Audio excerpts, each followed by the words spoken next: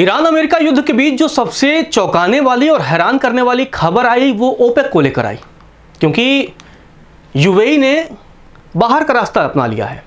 UAE ने यह फैसला क्यों लिया और क्या इस फैसले से भारत को फायदा होगा, अगर होगा तो कितना फायदा होगा, ये बड़ा सवाल है। इस वीडियो में मैं आपको बताऊंगा और ये भी बताऊंगा कि आखिर ये ओपेक था क्या और यूएई अलग होने का फैसला यूएई ने क्यों किया। लेकिन उससे पहले अगर आप लोगों ने लोक सेवा न्यूज़ को सब्सक्राइब नहीं किया है तो आप चैनल को सब्सक्राइब कर लें। अब सबसे पहले बात बता देते हैं आपको ओपेक की। ओपेक बेसिकली तेल समूहों का जो प्रोडक्शन, जो दुनिया के सबसे ज़्यादा तेल प्रोडक्ट करते हैं उसमें खाड़ी के देश हैं, सऊदी है, यूएई है, कतर है, बहरीन है, तमाम देश हैं, इसमें वो मेंबर थे। और इसकी जो स्थापना हुई थी वो 1960 में की गई थी। ईरान भी है, इराक भी है, कुवैत भी है, कई देश हैं। और इनका मुख्य काम ये था कि पूरी दुनिया में जो तेल सप्लाई होती है उसको कंट्रोल करें, जिससे जो रेट है कच्चे तेल का वो कंट्रोल में रहे, और यही ओपेक ही तय करता था। इसके अलावा बाद में ओपेक प्लस का भी गठन किया गया था, जो कि 2016 में हुआ था, जब तेल की कीमतें बहुत गिर गई थी। तब ओपेक देशों ने रूस जैसे अन्य देशों को भी शामिल किया, और क्योंकि रूस भी बड़े पैमाने पर तेल उत्पादन करता है, तो उनके साथ मिलकर के एक नया गठबंधन बनता है और इसका नाम रखा जाता है ओपेक प्लस। अब इनका मुख्य काम क्या था? इनका मुख्य काम था ओपेक का कि बाजार पर कब्जा। हाँ जी हाँ, दुनिया के जो तेल उत्पादन है तकरीबन 40% हिस्सा इन्हीं देशों के पास है, तो इससे पूरी दुनिया पर इनका कंट्रोल है तेल आपूर्ति के मामले में। और जब भी ये देश उत्पादन घटाते हैं तो पेट्रोल और डीजल की कीमतें बढ़ने लगती हैं, मतलब एक तरीके से कंट्रोल करते हैं। और अब यूएई अलग होता है, लेकिन यूएई के अलग होने पर भारत के लिए एक फायदे की सुगबुगाहट आई है, एक अच्छा संकेत आया है, क्योंकि होर्मुज ऑलरेडी ब्लॉक है। अमेरिका और ईरान के बीच वहाँ तनातनी है, होर्मुज से भारत के जहाज भी अब गुजर नहीं पा रहे हैं। लेकिन इसके बाद जो यूएई ने यह फैसला लिया है वो भारत के लिए एक बहुत बेहतरीन फैसला हो सकता है, अगर भारत भी लगातार अप्रोच यूएई के साथ करे तब, क्योंकि यूएई और भारत अच्छे मित्र देश हैं, दोनों देशों के संबंध बहुत अच्छे हैं, दोनों देशों के नेता आपस में बहुत अच्छे से मिलते हैं, बातचीत करते हैं। अब बड़ा सवाल ये है कि अब तेल कीमतों पर क्या असर पड़ेगा, वो आपको बताता हूँ। दरअसल ओपेक का जो कार्टेल है वो सप्लाई घटाकर कीमतें ऊंची रखता है, और ट्रंप लंबे वक्त से ओपेक की आलोचना भी करते रहे हैं। ट्रंप का ये भी कहना है कि ओपेक जो है वो तेल की कीमतों को जानबूझकर बढ़ाकर पूरी दुनिया को लूट रहा है। अब यूएई के बाहर होने से क्या होगा, बाजार में सप्लाई बढ़ जाएगी, जिससे जो तेल की कीमतें हैं वो बताया जा रहा है कि 5 से 10 डॉलर प्रति बैरल गिर सकती हैं।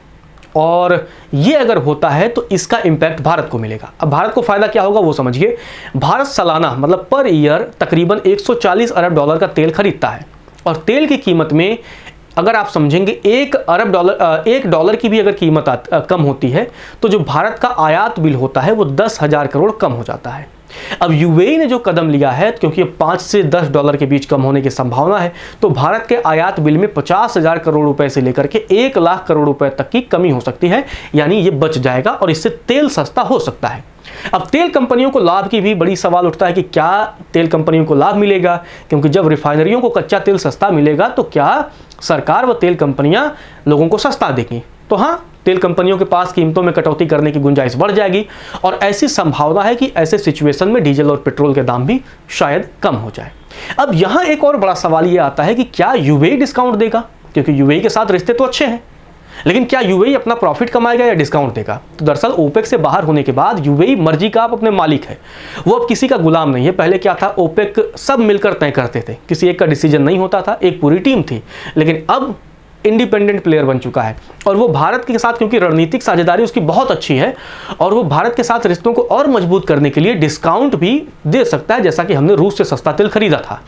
अब एक और बड़ा सवाल आता है कि अगर होर्मुज बाधित होता है तो क्या होगा? जी हाँ, अगर होर्मुज मार्ग बाधित भी हो जाता है तो Abu Dhabi crude oil pipeline, इसका जिक्र आता है, अबू धाबी के रेगिस्तान से होते हुए ये सीधे फुजैरा बंदरगाह तक जाती है, और फुजैरा ओमान की खाड़ी के तट पर है। यहाँ से तेल टैंकर निकलते ही सीधे अरब सागर में एंट्री कर जाते हैं, और जहाज को होर्मुज पार करने की अब ज़रूरत नहीं पड़ेगी, क्योंकि यूएई से भी अगर तेल भारत आता है तो होर्मुज की ज़रूरत पड़ती है। लेकिन फुजैरा से भारत के पश्चिमी जो तट हैं, चाहे मुंबई हो, गुजरात हो, और यहाँ तक के जो पोर्ट्स हैं, इनकी दूरी बहुत कम है, और इसे तय करने के लिए टैंकरों को औसतन जो है एवरेज 3 से 4 दिन का वक्त लगता है, तो ये भारत के लिए प्रॉफिटेबल सौदा हो जाएगा। अब एक और सवाल आता है, यार ये सब कुछ जब हो रहा है तो क्या ये पॉसिबल है? क्या भारत का कोटा सुरक्षित है? और क्या अगर भारत यूएई से तेल ज़्यादा खरीदने लगेगा तो क्या ओपेक नाराज़ नहीं होगा, क्या सऊदी अरब नाराज़ नहीं होगा? ये भी एक बड़ा सवाल आता है। तो दरअसल ओपेक में रहते हुए यूएई को जो अपना उत्पादन था वो लगातार कम कर रहा था और यही बंदिश अब ये खत्म हो जाएगी। इससे क्या होगा कि भारत के प्रति उसका कोटा बढ़ सकता है। जो पहले देता था, अगर यूएई ज़्यादा उत्पादन करेगा तो घर तो रखेगा नहीं, वो किसी न किसी दुनिया को देश को बेचेगा और भारत को भी वो बेच सकता है। अब दरअसल ईरान जंग के बीच ये हुआ कि यूएई ने जब निकलने का फैसला लिया तो एक और बड़ा सवाल आया, आखिर यार यूएई ने एग्जिट क्यों किया? क्योंकि पहले से तेल बाजार अस्थिर था। तो ओपेक के साथ रहने से क्या होता था कि एक सुरक्षा कवच मिल जाता था, कीमतें बहुत ज़्यादा नहीं गिरेंगी, ये सारी चीज़ें हो जाती थी। लेकिन अकेले बाहर निकलने पर क्या होता था कि प्राइस वॉर का खतरा था। जैसे कि जब भी आप एक ग्रुप में रहते हैं तो ग्रुप का एक प्रॉफिट होता है, लेकिन जब आप अकेले इंडिविजुअल जाते हैं तो प्रॉफिट भी और लॉस भी है, क्योंकि अगर आप सफल हो गए तब तो ज़्यादा प्रॉफिट है, लेकिन अगर आप लॉस में चले गए तो आप खत्म हो जाएंगे। लेकिन तब यूएई और सऊदी के रिश्ते गहरे थे, ये उन दिनों की बात थी। सऊदी की जो अगुवाई वाला ये संगठन है उसको छोड़ना दुश्मनी मोल लेने जैसे था। और पिछले 2-3 सालों से जो ओपेक की बैठक हो रही थी, यूएई और सऊदी अरब के बीच तीखी बहस लगातार देखने को मिली। यूएई लगातार अपना कोटा बढ़ाने की मांग कर रहा था, जिसे सऊदी अरब लगातार खारिज कर देता था। और यही वजह है कि दोनों देशों के बीच टकराव होता है। यूएई को भी जब ये लगा कि उस पर हमले हुए या सप्लाई रूट अगर होर्मुज में अगर कोई दिक्कत आती है तो ओपेक और खाड़ी देशों के अन्य देशों के साथ उसका व्यवहार वैसा नहीं है जैसा उसे देना चाहिए था। और उसे यह भी लगा कि ओपेक केवल तेल की राजनीति कर रहा है, सुरक्षा को लेकर वो सीरियस नहीं है। और ओपेक में रहते हुए कम तेल यूएई बेच पा रहा था, तो इसीलिए ओपेक देशों से ओपेक संगठन से उसने निकलने का फैसला लिया। ओपेक तेल बनाने वाले जो 11 देशों का समूह है, यही मिलकर तय करते हैं कि वो कितना तेल भी निकालेंगे। हाँ, मतलब ये सारी चीज़ें तय होती हैं, आप उससे ज़्यादा तेल नहीं निकाल सकते हैं। ये सारी चीज़ें थी और यूएई ने तेल उत्पादन बढ़ाने के लिए अरबों डॉलर का निवेश किया है। ओपेक में रहते हुए वो कम तेल बेच पा रहा था, अब वो पूरी तरीके से आज़ाद है, अपनी शर्तों पर तेल बेच सकेगा। और बताया जाता है कि यूएई सालाना करीब 29 लाख बैरल तेल का उत्पादन करता है, जबकि ओपेक का सबसे बड़ा तेल उत्पादक सऊदी अरब है, जो हर साल लगभग 90 लाख बैरल तेल निकालता है। अब आप यहाँ पर भी एक डिफरेंस देखेंगे कि 3 गुने का डिफरेंस था यूएई और सऊदी के बीच, और यही एक मुख्य वजह भी बनी दोनों देशों के बीच टकराव का। और टकराव यहाँ तक बढ़ गया कि यूएई ने ओपेक को टाटा बाय बाय कहना ही उचित समझा और वो बाहर निकल गया। फिलहाल के लिए इतना ही।